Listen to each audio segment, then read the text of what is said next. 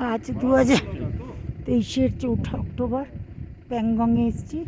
প্যাংগংয়ের অপূর্ব সবুজ নীলের খেলা লেক দেখে এসেছি।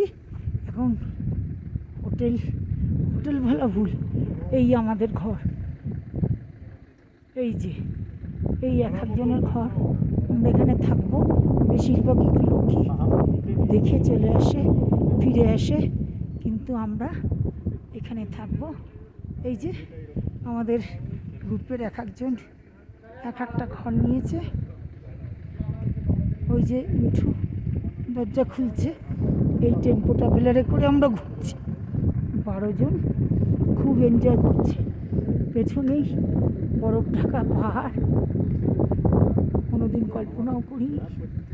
একদম পেছনে বরফ ঢাকা পাহাড়, আর সামনে প্যাংগং লেক। অপূর্ব সৌন্দর্য, অপূর্ব। এই আমি ওই যে মিঠু আসছে, সুকন্যা আসছে,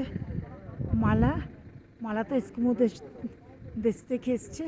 মালাকে একদমই চেনা যাচ্ছে না, এস্কিমো ম্যান হয়ে গেছে। সুকন্যা অপূর্ব। এইগুলোতেও লোক আছে। আমাদের এখান থেকে পুরো লেক ভিউ যাচ্ছে, সম্পূর্ণ লেক ভিউ পাওয়া যাচ্ছে। প্যাংগং লেক 4335 মিটার উচ্চতায়, সল্টি জলের হ্রদ।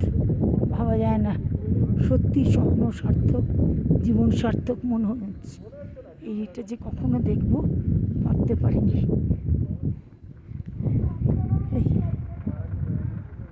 আর একদিকে বরফ ঢাকা পাহাড়। এই আমি